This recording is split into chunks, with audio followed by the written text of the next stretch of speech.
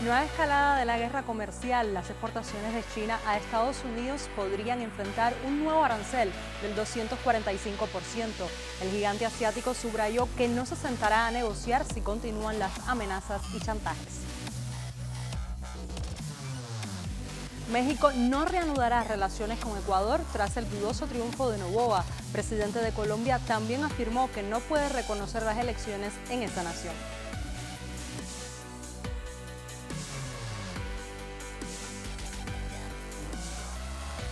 Y el ministro israelí de Defensa declaró que no tienen intención de reanudar la ayuda humanitaria a la Franja de Gaza. Un alto funcionario de Hamas ha reiterado que la rendición no está entre las opciones de la resistencia palestina ante el régimen sionista. Saludos, bienvenidos a El Mundo Ahora con los adelantos de las noticias más relevantes de esta jornada. Ya comenzamos, acompáñanos durante los próximos 27 minutos del programa.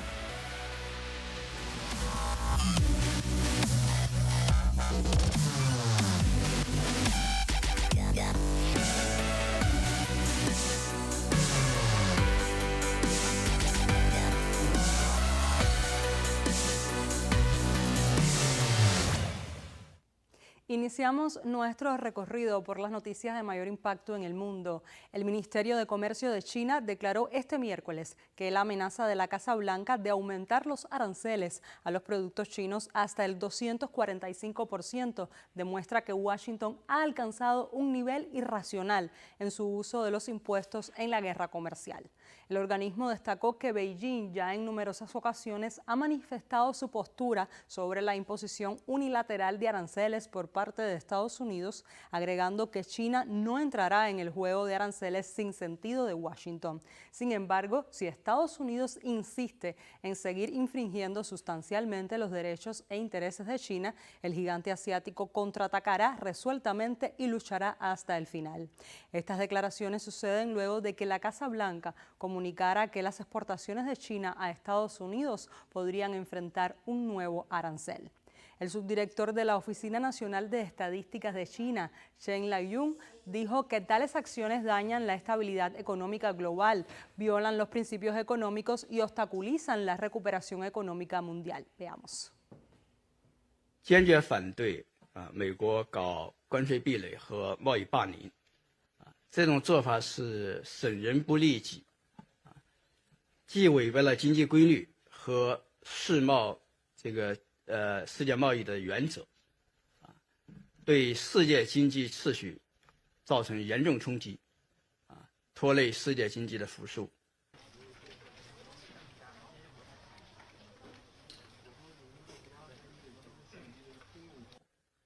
从短期来看呢，就是美国加征高额关税会对我们国家的这个外贸和经济带来一定的压力，但是改变不了中国经济。国家统计局副局长盛来运先生，请他为大家介绍2025年1。 Luego de que Estados Unidos iniciara la guerra arancelaria, ahora quiere hacer entender que China es la que actúa mal. La portavoz de la Casa Blanca, Caroline Leavitt, dijo que la pelota está en la cancha de China para encontrar un arreglo sobre las tarifas estadounidenses. Escuchemos. El presidente ha dejado muy clara su postura sobre China, aunque tengo una declaración adicional que acaba de compartir conmigo en el despacho Oval. La pelota está en la cancha de China. China necesita llegar a un acuerdo con nosotros. Nosotros no tenemos que llegar a un acuerdo con ellos. No hay diferencia entre China y cualquier otro país, salvo que son mucho más grandes. Y China quiere lo que tenemos. Todos los países quieren lo que tenemos. El consumidor estadounidense, o dicho de otro modo, necesita nuestro dinero. En medio de las presiones, China ordenó a sus aerolíneas que no acepten más entregas de aviones Boeing. De acuerdo a publicaciones de varios medios de prensa, Beijing también pidió a las aerolíneas chinas que detengan cualquier compra de equipos y piezas relacionadas con aviones de empresas estadounidenses. Entre tanto, las acciones de Boeing, que considera a China uno de sus mayores mercados en crecimiento, pese a la posición dominante de su rival Airbus, cayeron en 2,5% durante las operaciones bursátiles del martes, tras el anuncio. En 2018, casi una cuarta parte de la producción de Boeing se destinó a China, después de que la Casa Blanca trasladara al gigante asiático la responsabilidad de iniciar una negociación para desescalar la guerra comercial entre las dos grandes economías mundiales. El portavoz del Ministerio de Relaciones Exteriores chino, Li Yang, instó este miércoles a Estados Unidos a dejar de amenazar y chantajear. La posición de China ha sido muy clara. No hay ganador en una guerra arancelaria o comercial. China no quiere luchar, pero no tiene miedo de luchar. Si Estados Unidos realmente quiere resolver el asunto mediante el diálogo y la negociación, debería dejar de ejercer presión extrema, dejar de amenazar y chantajear, y hablar con China sobre la base de la igualdad, el respeto y el beneficio mutuo. Los bursátiles estadounidenses están cayendo en medio de las declaraciones del jefe de la Reserva Federal del país, Jerome Powell. En un discurso en Chicago este miércoles, Powell afirmó que es probable que los aranceles de Trump los alejen aún más de sus objetivos, probablemente para el resto de este año. Powell también predijo que las medidas proteccionistas de la administración podrían muy probablemente causar inflación. A estas declaraciones, los tres principales índices estadounidenses reaccionaron con caídas. A su vez, las acciones de Nvidia cayeron un 8% después de que el gigante tecnológico anunció que dejaría de ganar $5.500 millones trimestrales relacionados con las exportaciones de procesadores gráficos a China. Powell, hablando por primera vez desde que Trump suspendió la semana pasada algunos de los aranceles más estrictos, también calificó la volatilidad del mercado resultante de las últimas semanas como un reflejo lógico de los drásticos cambios de la administración Trump en la política comercial. En una sesión posterior de preguntas y respuestas, señaló que se está desarrollando una situación potencialmente difícil en la que los precios se ven impulsados al alza por los aranceles, mientras que el crecimiento y posiblemente el mercado laboral se debilitan, dejando tanto la inflación como el empleo más lejos de los niveles deseados. The level of tariff increases announced so far is significantly larger than anticipated, and the same is likely to be true of the economic effects, which will include higher inflation and slower growth. Both survey and market-based measures of near-term inflation expectations have moved up significantly, with survey participants pointing to tariffs. Tariffs are highly likely to generate at least a temporary rise in inflation. The inflationary effects could also be more persistent. Avoiding that outcome will depend on the size of the effects, on how long it takes for them to pass through fully to prices, and ultimately on keeping longer-term inflation expectations well anchored. A la par, la Organización Mundial del Comercio advirtió este miércoles que la incertidumbre provocada por los aranceles estadounidenses amenaza con generar graves consecuencias negativas en el comercio mundial, con caídas de volumen de entre un 0,2% y un 1,5% este 2025. Escuchemos. Basándonos en las políticas comerciales actualmente en vigor, proyectamos, y eso incluye la pausa, que los volúmenes mundiales de comercio de mercancías disminuirán un 0,2% en 2025, casi 3 puntos porcentuales por debajo del nivel que habríamos esperado sin los recientes cambios en la política comercial. China afronta esta guerra comercial, pero con una economía que creció un 5,4% en el primer trimestre de este año. Los aranceles recíprocos entre Washington y Beijing prometen impactar la economía del gigante asiático, pero no hay claridad de cómo. En este contexto, Xi Jinping continúa su gira por el sudeste asiático para fortalecer los lazos regionales. Este miércoles se reunió con el primer ministro y el rey de Malasia en su visita de Estado para presentarse como socio fiable frente a la ofensiva comercial global de la nación norteamericana. El mandatario chino manifestó su interés de trabajar de forma mancomunada y su deseo de estrechar los vínculos basados en la buena vecindad, amistad, solidaridad y cooperación. Además, reiteró su apoyo al país vecino en su rol como presidente de la Asociación de Naciones del Sudeste Asiático y expresó la voluntad de colaborar estrechamente para llevar adelante la iniciativa para el desarrollo global, la seguridad global y la civilización global. A medida que la agitación arancelaria de Trump se agrava en todo el mundo, ¿qué tipo de liderazgo visionario puede sortear esta crisis? CGTN recogió declaraciones de Aung Thi Kit, presidente del caucus de la Iniciativa de la Franja y la Ruta para Asia-Pacífico y exministro de Transporte de Malasia, quien instó a realizar un esfuerzo especial para fortalecer los lazos entre China y la ASEAN.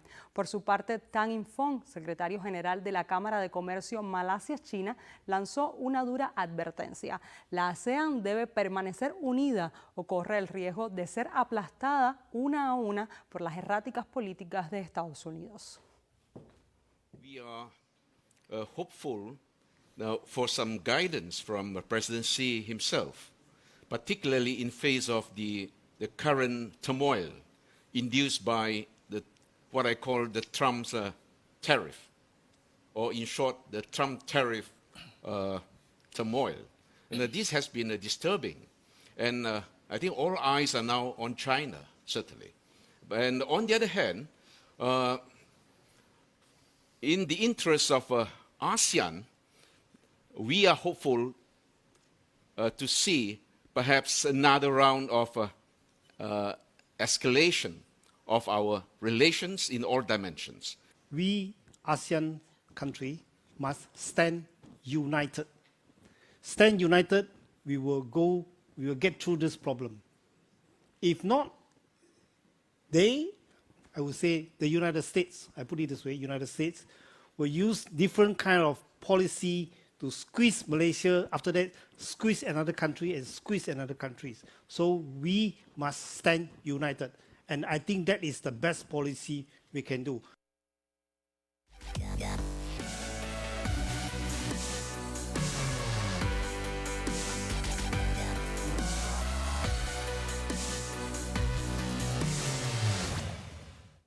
Y a 3 días de la cuestionada victoria de Daniel Noboa en Ecuador, la presidenta mexicana Claudia Sheinbaum aseguró este miércoles que México no reanudará relaciones con ese país mientras Noboa continúe como mandatario del país suramericano y tachó de dudoso su triunfo en las elecciones del domingo.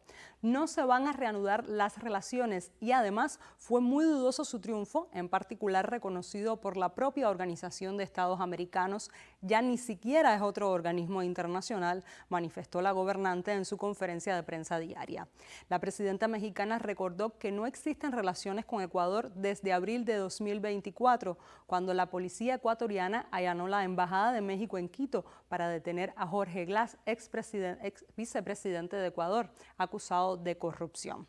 Sheinbaum reafirmó que no tienen ni tendrán relaciones con Ecuador mientras Noboa ejerza el cargo de presidente porque él fue el responsable de la invasión a la Embajada de México y a su soberanía.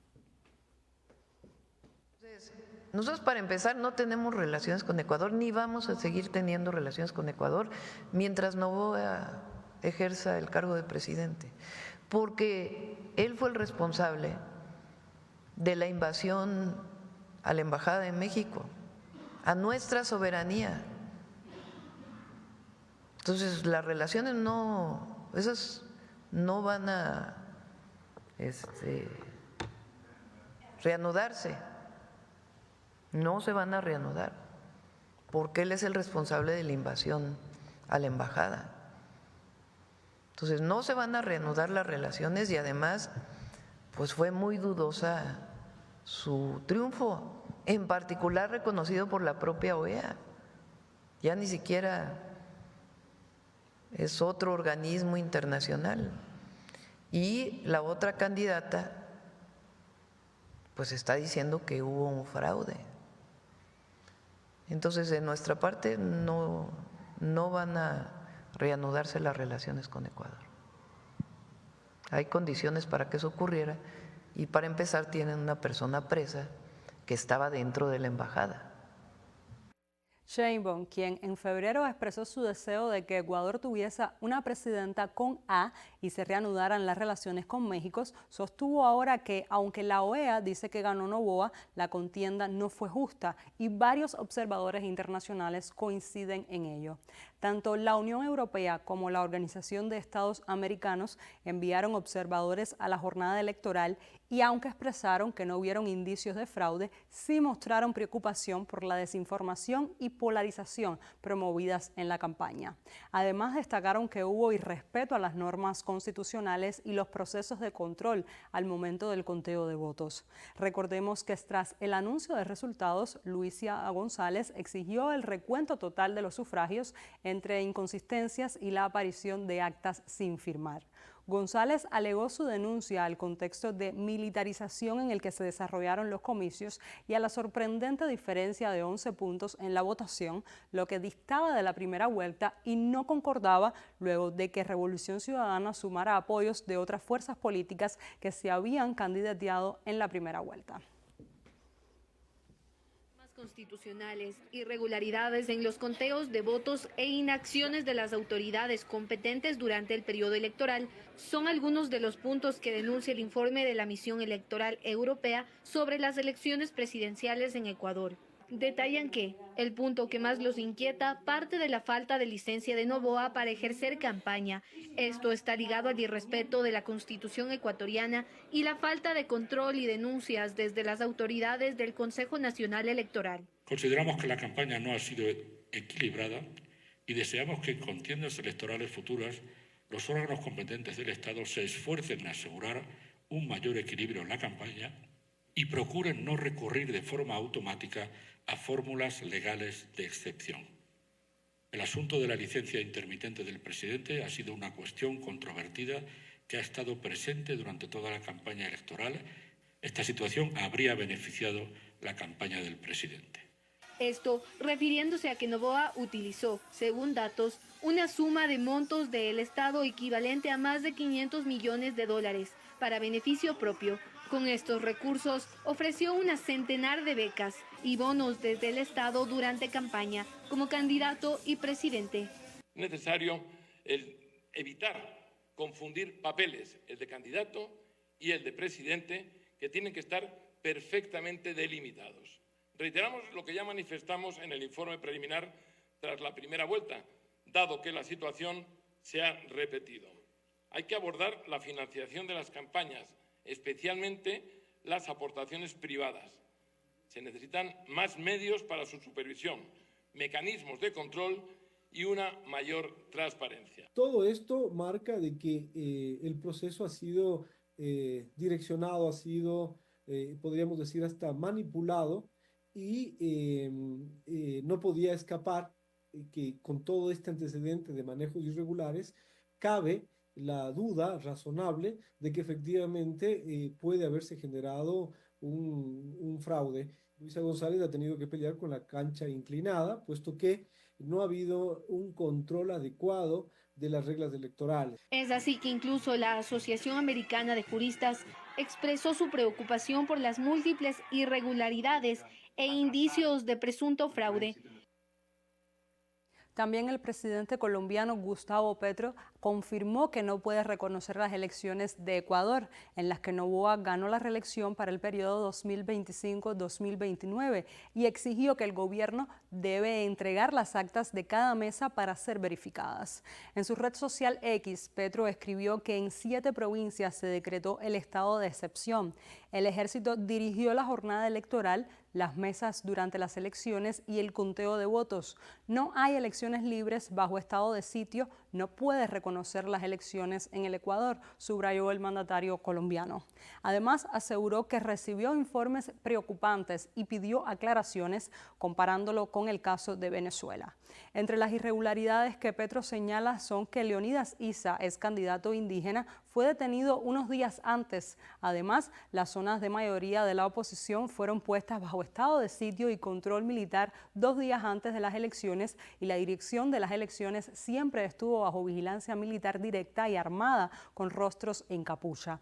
Cada mesa tuvo fuerte presencia militar uniformada y con armas. Igualmente resaltó el caso de veedores extranjeros que hubo que proteger porque tenían temor de no poder salir. Asimismo, se impidió la salida del país de un veedor argentino. En paralelo, Nicolás Maduro apoyó las acusaciones de fraude de la ex candidata Luisa González, mientras otros presidentes de la región enviaron mensajes de apoyo al mandatario reelecto como Brasil, Chile o Paraguay. Ante estas polarizadas reacciones, Daniel Noboa respondió en una entrevista exclusiva a CNN en español, donde también conversó sobre su primer mandato y las relaciones con su ex vicepresidenta.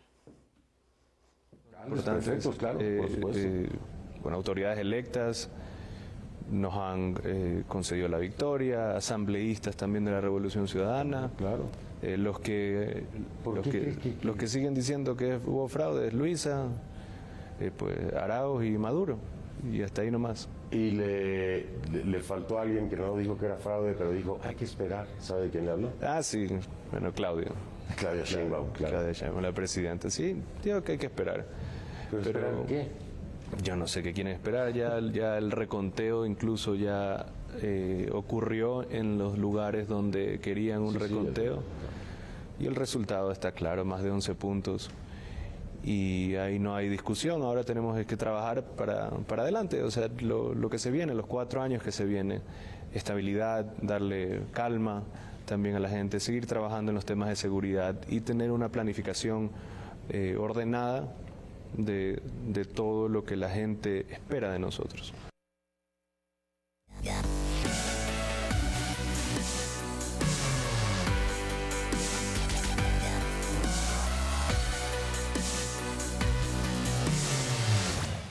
Pasamos a Medio Oriente. La ofensiva de Israel contra la Franja de Gaza y el bloqueo total impuesto por Tel Aviv han convertido al enclave en una fosa común. Así lo denunció la ONG Médicos Sin Fronteras.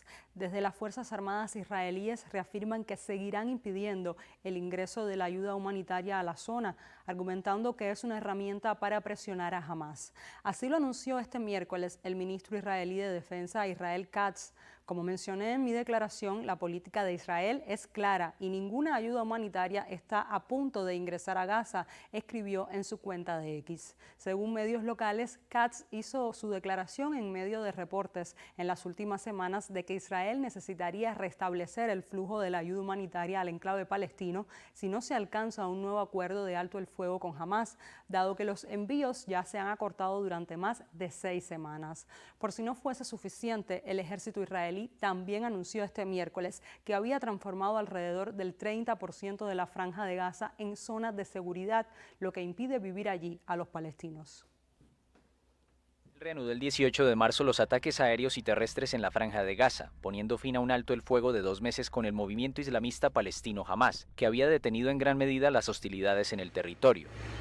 El ejército israelí afirmó el miércoles que como parte de la reanudación de sus operaciones había logrado el control operativo total de varias zonas y rutas clave en toda la Franja de Gaza. Añadió además en un comunicado que había atacado alrededor de 1.200 objetivos terroristas por vía aérea y que había realizado más de 100 eliminaciones selectivas desde que reanudó su ofensiva. Altos funcionarios israelíes afirmaron en repetidas ocasiones que la presión militar era la única forma de obligar a Hamás a liberar a los 58 rehenes que aún permanecen retenidos en Gaza. La ONU aseguró el miércoles que alrededor de 500.000 palestinos han sido desplazados desde el final del alto el fuego, provocando lo que describió como una de las crisis humanitarias más severas en el territorio tras más de 18 meses de guerra entre Israel y Hamás. A petición de la ONU, la Corte Internacional de Justicia celebrará a partir del 28 de abril varias audiencias sobre las obligaciones humanitarias de Israel con los palestinos. Netanyahu y el ministro de Asuntos Militares israelí irrumpieron en el norte de la Franja de Gaza el martes, mientras que Itamar Ben-Gvir encabezó la entrada de los colonos sionistas a la mezquita Ibrahimi el miércoles por la mañana bajo estrictas medidas de seguridad. El Ministerio de Asuntos Exteriores palestino ha afirmado este miércoles en un comunicado que la intrusión del primer ministro Benjamín Netanyahu en el norte de la Franja de Gaza constituye una prolongación y una profundización de los crímenes de genocidio y desplazamiento.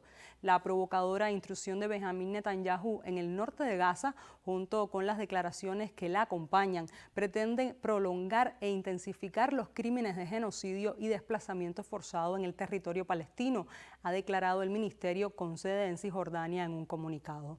Asimismo, ha resaltado que esta incursión constituye un intento de eludir las exigencias de un cese inmediato de la agresión y la aplicación de las medidas cautelares emitidas por la Corte Internacional de Justicia, así como de las resoluciones pertinentes de la Organización de Naciones Unidas. El Ministerio de Salud gazatí comunicó en su más reciente informe que los civiles muertos por bombardeos de Israel en Gaza desde que comenzó el conflicto llegaron hasta los 51.000. Esto después de contabilizar los 17 fallecidos del lunes. En Khan Yunis se realizaron los funerales de las víctimas que dejó un ataque del ejército de Israel. Entre tanto, Hamás estudia la oferta que elevó Israel para restablecer el alto al fuego.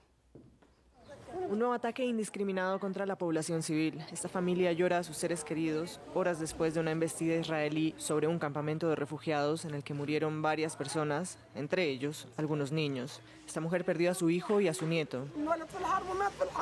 Él nació en la guerra y murió en la guerra, 1 año y 4 meses de edad. ¿Cuál es su culpa? Los otros nietos están heridos. Hay un niño y una niña que están heridos, están en el hospital. Por Dios, estaban durmiendo. El niño también perdió un ojo.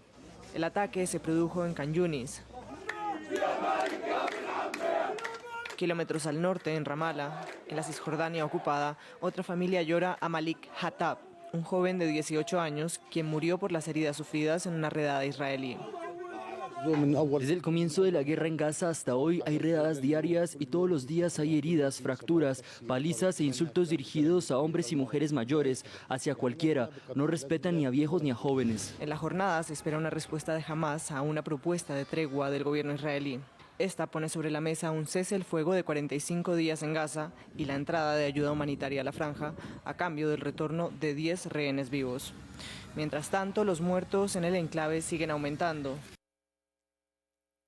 Sami Abu Suri, jefe del Buró Político del Movimiento de Resistencia Islámica de Palestina, Hamás, criticó duramente al primer ministro israelí por aprovechar la guerra en Gaza con fines políticos personales, haciendo referencia a cómo el premier sionista presenta el conflicto armado como la única vía para lograr la liberación de los retenidos israelíes que permanecen en Gaza. También arremetió contra el presidente de Estados Unidos, Donald Trump, por facilitar la campaña israelí de derramamiento de sangre y destrucción, alarmar fuertemente al régimen y protegerlo de posibles medidas punitivas. Abu Suri también dirigió duras críticas a los gobiernos árabes, acusándolos de inacción ante la catástrofe humanitaria en Gaza. El alto funcionario de Hamás ha reiterado que la rendición no está entre las opciones de la resistencia palestina ante el régimen sionista. En esta línea, a través de un video emitido por las brigadas Esedin al-Qassam, brazo militar de Hamás, los combatientes palestinos han alertado que los ataques indiscriminados de Israel contra el enclave costero ponen en peligro la vida de los retenidos israelíes que se encuentran en Gaza. Veamos este duro video.